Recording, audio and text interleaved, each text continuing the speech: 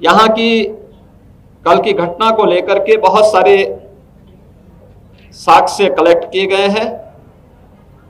क्योंकि एक वरिष्ठ धर्माचार्य और अखाड़ा परिषद के अध्यक्ष से जुड़ा हुआ मामला है, उन्हें इस पूरे केस की प्रॉपर्टी का हिस्सा मानते हुए पुलिस की एक टीम, जो यहाँ के एडीजी जोन, आईजी रेंज और डीआईजी प्रयागराज, ये तीनों, और मंडलायुक्त प्रयागराज, ये सभी अधिकारी एक साथ मिलकर के टीम वर्क के साथ इस कार्यक्रम को आगे बढ़ा रहे हैं।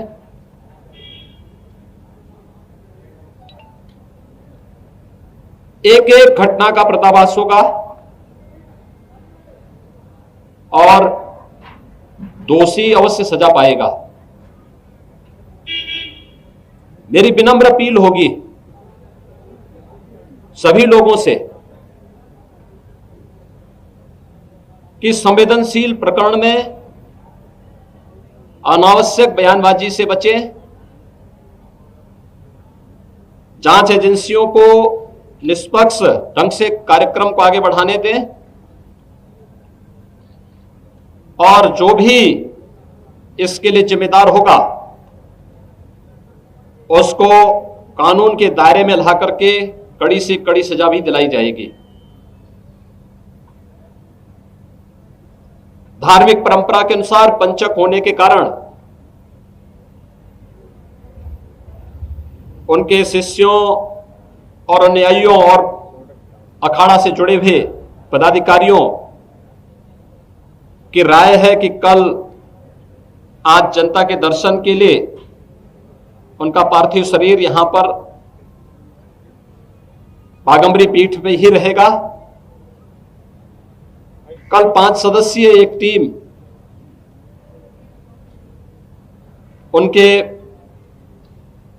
पार्थिव शरीर का पोस्टमार्टम की कार्रवाई को संपन्न करेगा और उसके उपरांत जो भी धार्मिक रीति है शास्त्रोक्त पद्धति से उनकी भावनाओं के अनुरूप समाधि का कार्यक्रम यहां पर संपन्न होगा। सभी एजेंसियां अलर्ट हैं और इस पूरे मामले में हर व्यक्ति आहत है, व्यथित है। मैं एक बार फिर से दिवंगत आत्मा की शांति की कामना करता हूं। प्रदेश सरकार की ओर से, अपने धार्मिक समाज की ओर से उन्हें विनम्र श्रद्धांजलि अर्पित करता हूं। प्रभु श्री राम से यही प्रार्थना करता हूं कि वह ब्रह्मलीन महंत नरेंद्र गिरि जी महाराज को अपने श्री चरणों में स्थान दें। अपने संत समाज की ओर से और प्रदेश सरकार की ओर से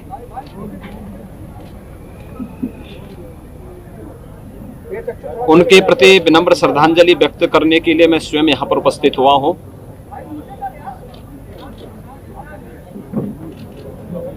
ये हमारे आध्यात्मिक और धार्मिक समाज की एक अपूरणीय क्षति है। अखाड़ा परिषद और संत समाज की जो सेवा उन्होंने की है वह अविस्मरणीय है। मुझे याद है प्रयागराज कुंभ 2019 में जिसे वैश्विक मंच पर मान्यता मिली, इस कुंभ से जुड़ी हुई एक एक घटना को आम जनमानस और श्रद्धालुओं की भावनाओं के अनुरूप कैसे हम वैश्विक स्तर पर पहुंचाने का प्रयास करें, इसके लिए उनका हर प्रकार का सहयोग हमें प्रयागराज कुंभ को सकुशल सुरक्षित और सुव्यवस्थित करने के लिए हमें प्राप्त हुआ था। मैं उस समय देखता था कि अखाड़ा परिषद के अध्यक्ष होने के बावजूद, क्योंकि साधु समाज के बीच में कार्य करने का एक लंबा हम लोगों का सहयोग था, तो मैं इस चीज को देखता था कि मान अपमान की चिंता किए बगैर प्रयागराज कुंभ को पूरी भव्यता के साथ आयोजित करने के लिए उन्होंने अपना पूरा योगदान दिया था। प्रयागराज कुंभ के पूर्व संगम पूजन और मां गंगा की पूजा के कार्यक्रम को यहां पर आयोजित हो, उनकी इच्छा थी कि आदरणीय प्रधानमंत्री जी अगर इस कार्यक्रम को लेकर के प्रयागराज पधारे तो इससे काफी चीजें हमारे लिए और भी अच्छे ढंग से इसे प्रस्तुत करने का एक अवसर प्राप्त होगा। और प्रयागराज कुंभ के पूर्व जब प्रयागराज से जुड़े हुए विभिन्न प्रकार के यहां के भौतिक विकास से जुड़े हुए कार्यक्रमों का लोकार्पण और शुभारंभ के लिए आदरणीय प्रधानमंत्री जी का प्रयागराज आगमन हुआ था, तो उन्होंने उस मुहूर्त को उसी के साथ जोड़ा था। पूरा अनुशासन, पूरी मर्यादा, पूरी पवित्रता को बनाए रखते हुए उन्होंने हर एक उस आयोजन में कैसे बेहतर समन्वय और संवाद के माध्यम से हम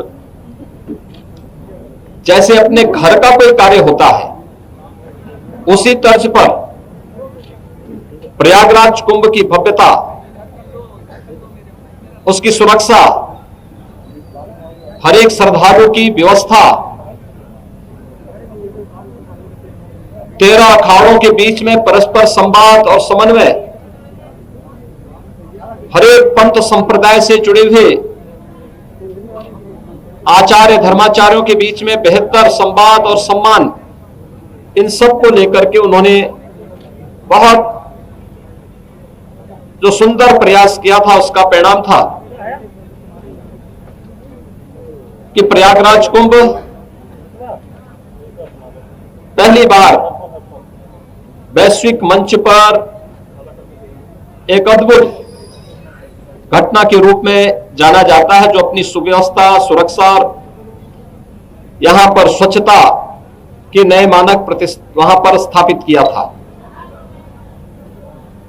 मैं देखता था साधु समाज की समस्या को लेकर के,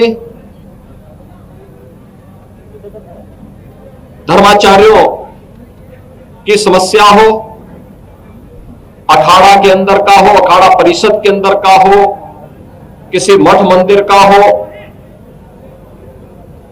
या फिर अखिल भारतीय स्तर पर समाज और देश के हित में किए जाने वाले हर एक निर्णय में उनका सानिध्य और सहयोग प्राप्त होता था।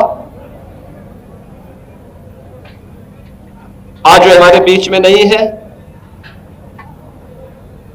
उनका दुखद अवसान हम सब के लिए,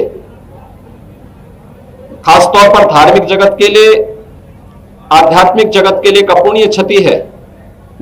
मैं दिवंगत आत्मा के शांति के लिए प्रभु श्री राम से, प्रयागराज से और यहां पर साधु समाज की जो उन्होंने सेवा की है, उन सभी पितरों से भी यही प्रार्थना करूंगा कि उन्हें उत्तम लोगों की प्राप्ति हो और वह जिन कार्यक्रमों को लेकर के चले थे, अखाड़ा परिषद से जुड़े हुए, साधु समाज से जुड़े हुए, बागंबरी पीठ से जुड़े हुए, इन सब की पूर्ति और इन्हें सकुशल आगे बढ़ाने के लिए इतनी ताकत उनके सभी सहयोगियों, अनुयायियों और उनके शिष्यों को प्राप्त हो।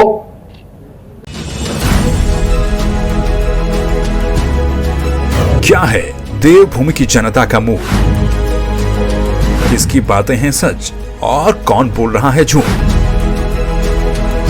कितना बढ़ चला है प्रदेश में चुनावी पारा? कामकाज में कौन जीता और कौन हारा? 2022 के चुनावी समर में किसका होगा मंगल? देखिए देवभूमि का दंगल 2022 का विधानसभा चुनाव सिर्फ संवाद 365 पर।